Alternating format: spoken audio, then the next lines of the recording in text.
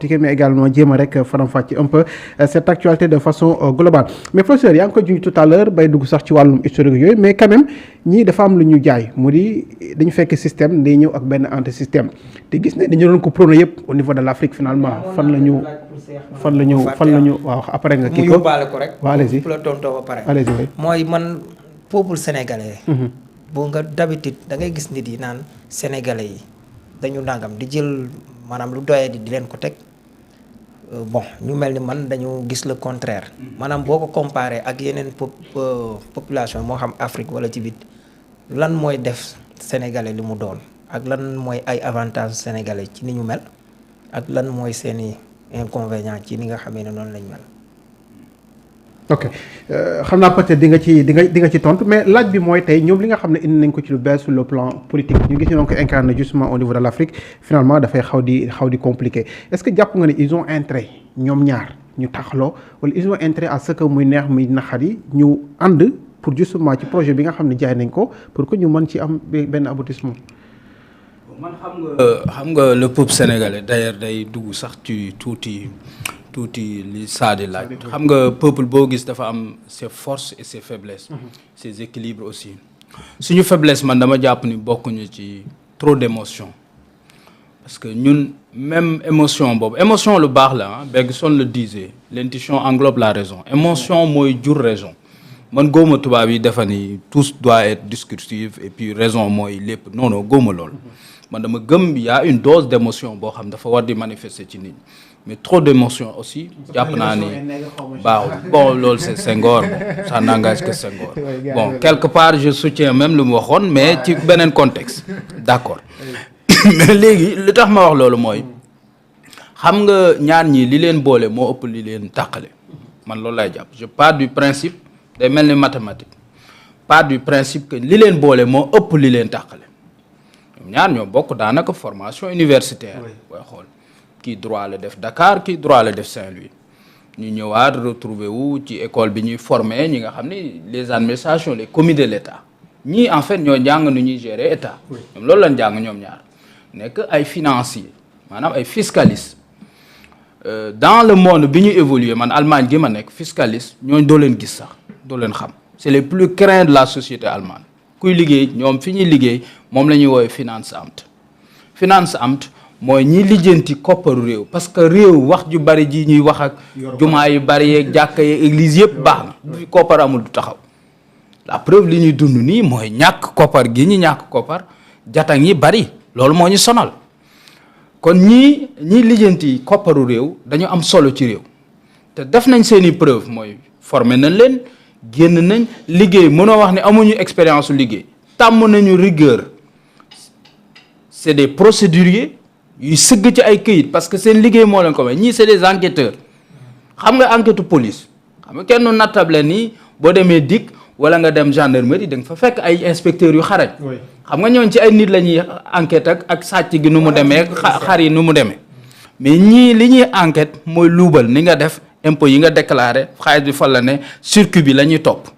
kon ñii tàmm nañ ay procédure ak i bind ak toog di wéet ak di xalaat ak yooyu tàmm nañ ko ak wax li nga wax waroog ñoom li ñuy dégg ñu war laa tontu. En fait c'est leur formation comme le professeur sociologue bi il interroge par échantillonnage là pour dégager moom ay réflexion man aussi may topp en fait l'histoire kon man côté boobu gisuma ci problème bi mooy sur le champ politique ñoo bokkoon parti 10 ans du lu ndaw xam nga cheminé nañ xamante nañ dem nañ ba seeni famille am na lien yu ci juddu parce que tuddante nañ ay doom ak yooyu yëpp am na ci donc éléments yi taxaw pour boole leen moo ëpp ñu am nag li nga xam ne moo am pour man sama appréciation ñun aussi ñun sénégalais yi dañoo gaaw ci ñu bëmax ñu ci ay tandem ñun dañoo bëgg abbi mbubbi jàmbur kenn mënu laa wax luy tandem ndax waaye mais yu fi tubaab la ñoom ñoo ko définir gis nga mbubbu tubaab da lay wax ni la les mots n'ont de sens que dans les contextes ils sont utilisés mënuñu ñëw fekk ñu doon wax ay tandem ci seeni mbir ñu transférer ko man góoma loolu moo tax je suis prudent avec les slogans là ay Diomaye mooy Sonko en quoi Diomaye mooy Sonko Diomaye bi ñu ko laajee sikkimam dani moom sikkim bi soxna yee ko moom moo ko wax kon man du man jàpp ni Diomaye mooy Sonko du ma ko jàpp moo tax man bu ñu amee ay problème damay jàpp ni c'est tout à fait normal mu ngi mel ni maag saa ñu am ay problème ça fait 10 ans ñu ngi ànd mën nañu am ay problème professeur dañuy am ay problème ay divergence intellectuelle dafa baax te loolu la ñu Ousmane Sonko wax dañu am ay profondeur loolu moo tax man damaa gëm ni la politique mooy lan mooy politique da ngay trancher à un moment donné loolu la Churchill doon wax le nœud gordien dañ koy dagg li mooy li ñuy dagg ci xar moom la ñuy woowee buli wala put dañ koy dagg buñ ko daggul da nga dégg tabaski ñu la xar mi deewul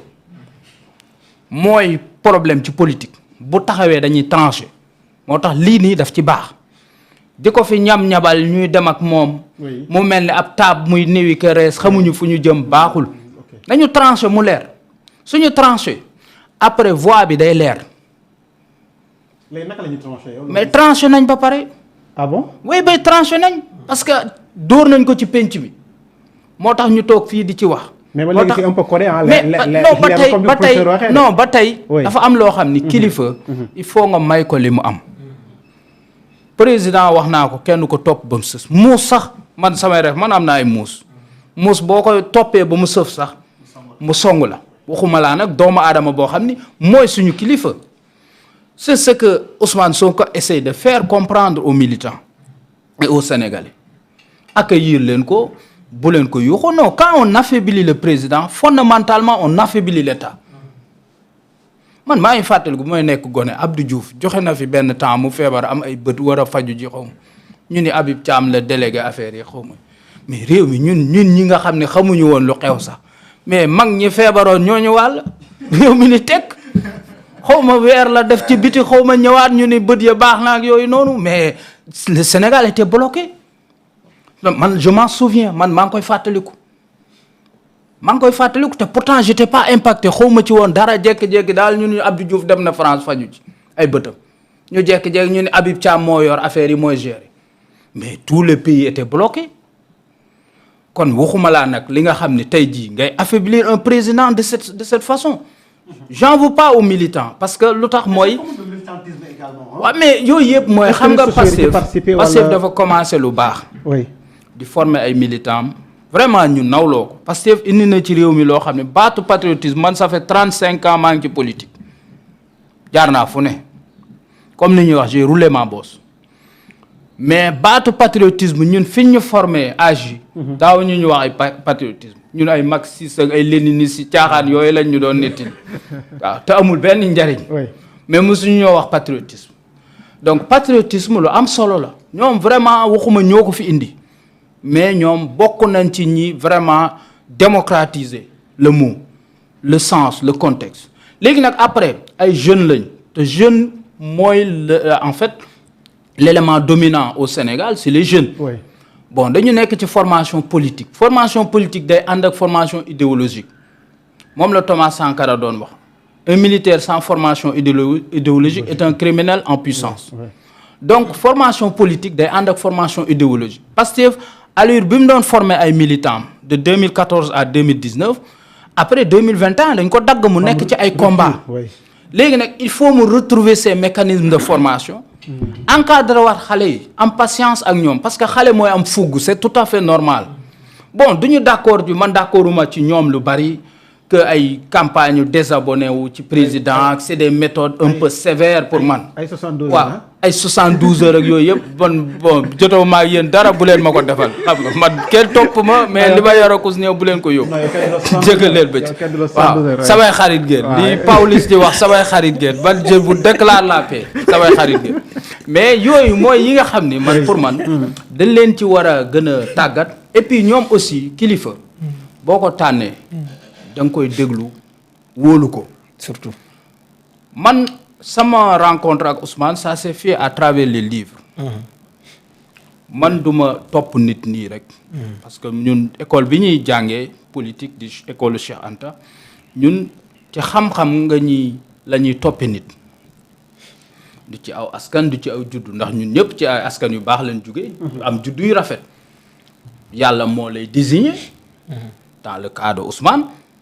et puis lim ci toxtaxal mooy et puis mu am légitimité intellectuelle parce que avant muy ñëw moom dafa bind loo xam man ci Cheikh Anta laa ko gisee mooy un projet politique man j'ai lu ses ouvrages bi ma liiree déjà 2017 pour mu def ci pétrole gaz chronique d'une spéciale waaw ma liir ko xaw ma woon affaire pétrole ak gaz j'avoue que xaw ma ko woon mais lecture profonde bi ma ci am l'écriture la belle écriture parce que booy bind di nga xam nit kuy bind moom maag moom am nañ benn point commun mooy xol la ñuy binde et c'est pratiquement tous les Africains ñun duñu ay tubaab man du ma bindee ay bopp ak yi déedéet man xol laay binde bi ma liiree livre boobu j'ai découvert beaucoup de choses ci pétrole gaz yu ma xamul woon vraiment te wax na ko au début à l'entame dani moom buy bind livre bi bindul comme un géologue mais plutôt comme un juriste mu exploiter maanaam l'aspect juridique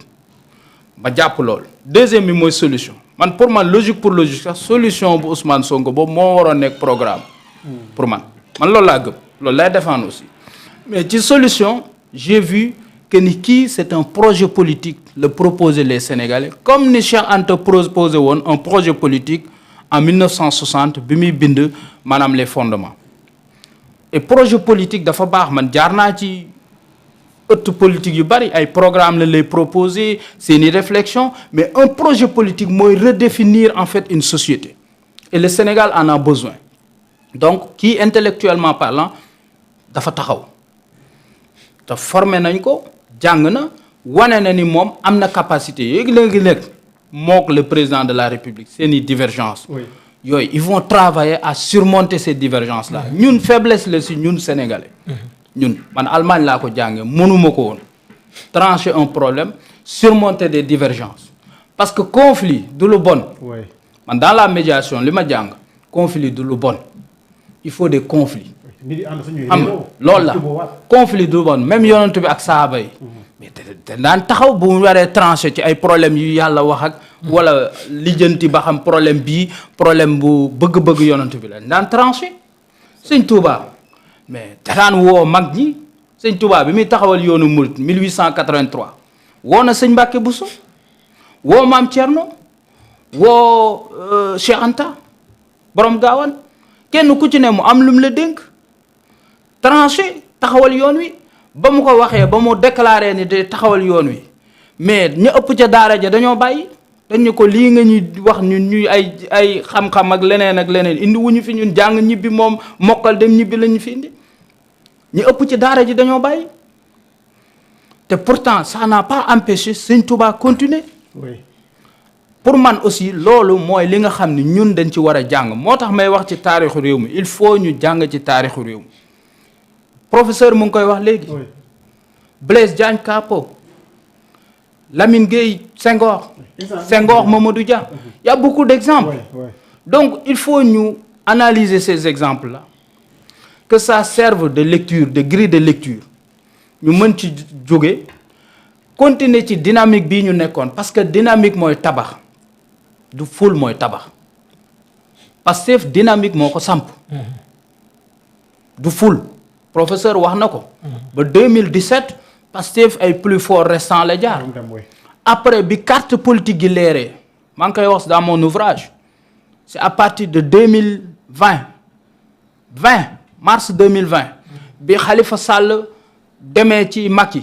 Idrissa Seck rejoindre Ousmane Sonko ni moom il reste constant dans sa position foofu la carte gi leere mu continuer di incarner loolu donc dynamique boobu ci la ñuy tabaxee c'est des notions de physique dynamique mooy tabax du foule mooy tabax les foules ne font pas la foule mais dynamique mooy tabax kon man fi may jeexale ci question boobu pour wax leen mooy que militants yi nañu déglu le leader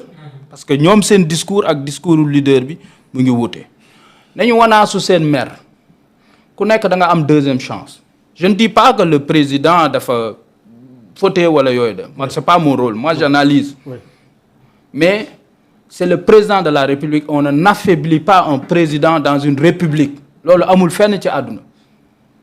mën nga bañ a d'accord ak moom moi j'ai combattu Macky Sall de la manière la plus radicale mais jamais me nier statut président de la République bu nekkee en conformité avec la République dañuy nekk ak moom. C'est dans le cadre des combats des libertés individuelles et collectives lañ ko doon combattre parce que bokkuñu woon ak méthode yu mu doon utiliser. Pour man loolu il faut militants yi aussi bàyyi ci xel ça ne veut parce que ñu neex ñu naqari ba 2029 c'est le président de la République. 2029 lañ ñu convoqué waat laaj ñu kan lañ bëggaat donc on a déwén dañuy woo àdduna bi ni dañuy def Jeux olympiques yi ñun ñoo ko wax mënuñu ci dellu ginnaaw à moins que ñu ni bu conflit taxawee mënatuñ dem ñu jël ko jox ko keneen. mën naa nekk non si ça continue comme ça mën nañ dem ba jox ko Maroc pare na pour organiser ko il y a d'autres pays qui sont prêts amul problème xam nga te c'est une première c'est des rendez-vous qu'on peut pas rater pour lan. mais léegi ñu évoqué ne président dafa war a démettre son premier ministre parce que bu ñu gisee ne kat mënatuñu ànd est-ce que da nga jàpp loolu solution la. pour mais boo ko jëlee fii moom assemblée moo ko contrôler je veux pas dire moomu nit ñi. mais moo fa am majorité mais dañ koy proposer waat mu ñëwaat doon premier ministre lan nga mën mooy dissoudre assemblée boo dissoudre assemblée boo demee élection mu gagné waat dafa am légitimité. légitimité moom la ñuy gouverner la légalité permet d'accompagner la légitimité populaire. légitimité boobu dafa am solo mënoo ko nier moo tax man président la bi je lui conseille de lire Max Weber wax naa ko le savant et le politique il faut lire Max Weber parce que lii ñuy dund Sénégal Max Weber ce fut un théoricien allemand sociologue bind na ko xam nga Sénégal ñun dañuy jël saay bu Italie boobu naan Machiavel naan la liiral Machiavel 13e siècle xam nga fii réew mi moom toppandoo moo ñu sànq. Il y a d'autres qui sont plus aboutis ñu gën a taxaw Machiavel par rapport ak seeni contexte Machiavel ci ay buur la doon dund ñun nekkuñu ci buur da ngay lire ñi nga xam ne dañuy théoriser état te c'est des sociologues surtout écoutez les sociologues écoutez surtout les jeunes sociologues comme professeur na génn mag ñii jeexal nañ man gis naa ci entourage am ñoo xam ne ba ñuy def politique président juddoogu man juddooguma lu ñu fay def ñooñu mënatuñoo indi dara il faut oser poser les actes de rupture bu fekkee dafa am ay rôle yu ñuy incarner il faut faire confiance aux jeunes sénégalais parce que ñun dañ ko jox confiance moom dañu delloo confiance boobu ñu teg ko ci wetam bu tegee sociologue yu mel nii dañ koy jox les bons conseils parce que ñooñu bu boobaa seen rôle loolu lay doon tel livre lii la wax président tel lii lañ ci wax day dem mais mag ñi les schémas yi ñu xam lay indi la je n'ai rien contre les vieux je suis pas un jeuniste di wax les jeunes non mais dama gëm mais baax na ci réew mais nañ ñu ñaanal rek nañ ñu ñaanal wax dëgg yàlla réew mi cosaan li mooy gone yi la